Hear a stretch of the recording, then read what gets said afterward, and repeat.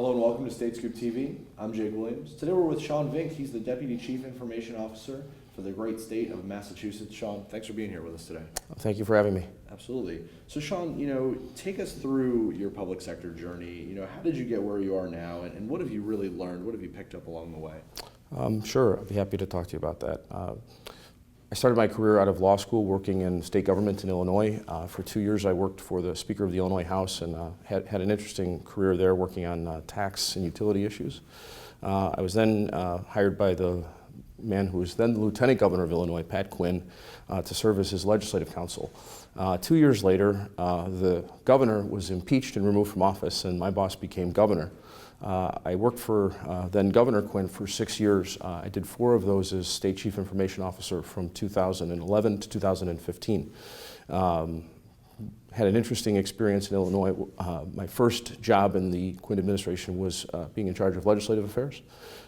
And after the governor won a full term in 2010, I was very interested in operational and administrative side of government, and so he was kind enough to give me the position of CIO, and I thought that that was a really interesting opportunity.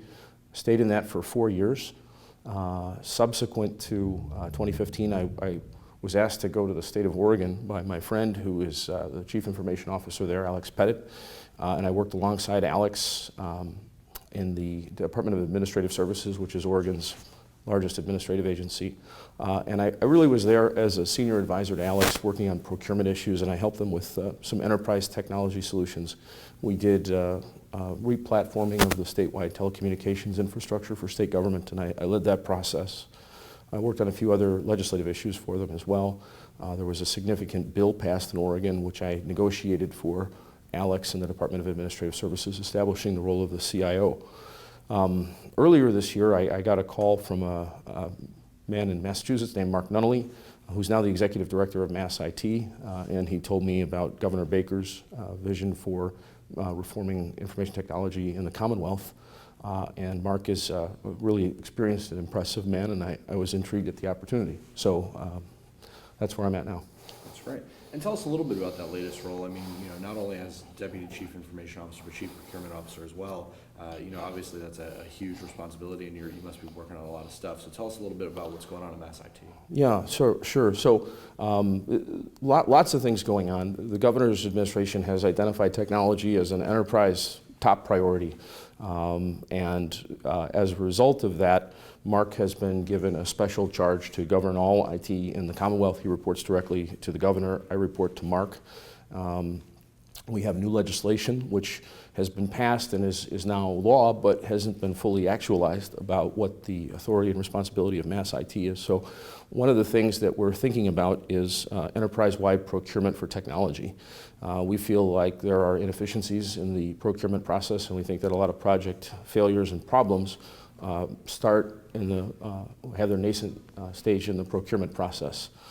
We also have a focus on major IT project management. So one of the duties that I've been assigned is to oversee Massachusetts' health insurance exchange, on behalf of Mass IT, who's the contract holder.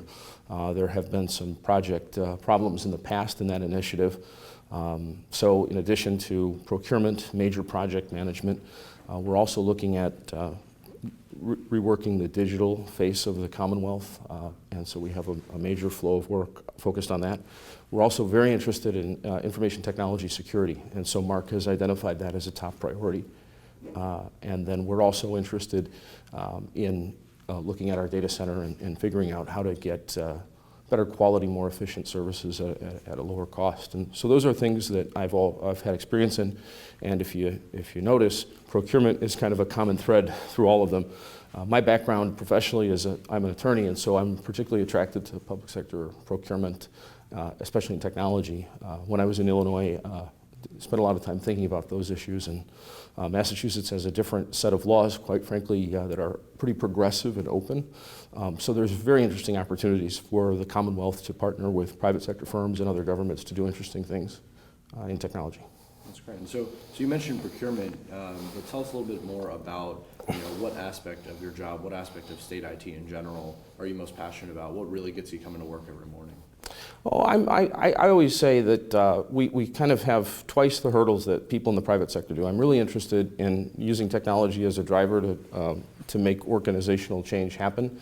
And in the public sector, it's a little bit difficult. We have to focus on process and substance. It's not just finding a good deal, it's following the right set of steps to get to a good deal.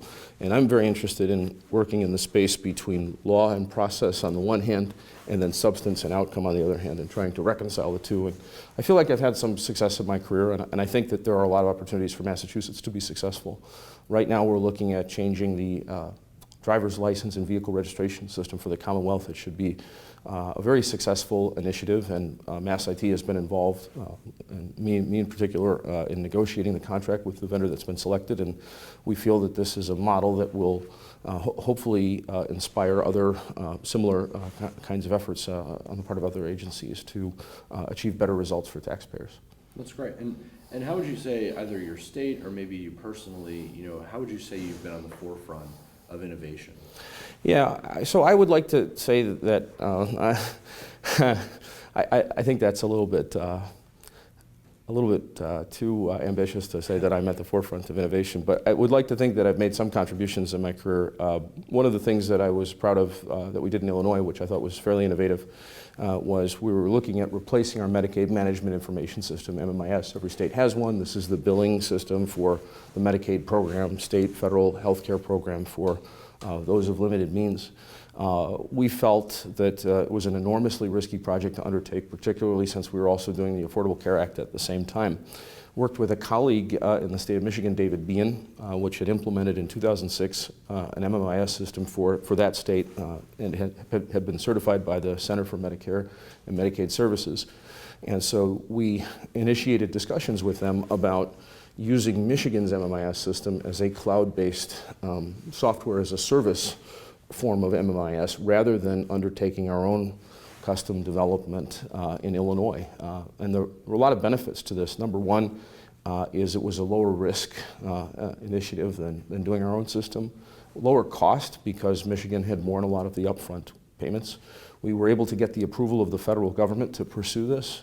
And interestingly, we were able to take advantage of an exception to the Illinois Procurement Code because we were doing a transaction directly with another unit of state government rather than with a private vendor. We did not have to go through the time, expense, and inefficiency of a competitive RFP process. So it greatly accelerated and simplified our effort to replace the MMIS system. And that was a unique effort, I believe, among the states, and we got some national attention for that. And that was a contribution that I'm particularly proud of because it's a way that we reconciled, following the law in a deliberate manner, but also doing something that was really quite beneficial for taxpayers. I'm also proud of some of the efforts that I've done around ERP. So, for example, in Illinois, we did what I think is the fastest software and services procurement for a statewide ERP system of any state in the country. We did a split procurement, so we did an RFP for software, a separate one for services. We posted the software RFP in May of 2014, and we awarded that in August of 2014. We posted the services RFP later in the month of May, and that was awarded in December. So most of the states who do ERP procurements, they take on the low end, a year, on the high end, 18 to 24 months. So we were able to cut that time significantly. We did one other thing that I thought was pretty interesting, which is we hired 2 systems integrators. And I think that mitigated the state's risk a lot and put us in a competitive position. And that initiative has continued into the administration that succeeded ours, and they've fully embraced it. So I'm really proud of that effort, and I think that the procurement structure that we set up was really conducive to having a good outcome for the state. That's great. Well, Sean, thanks for being with us. Thanks for your answers to your questions. Thank you. Nice to meet you. Nice to meet you.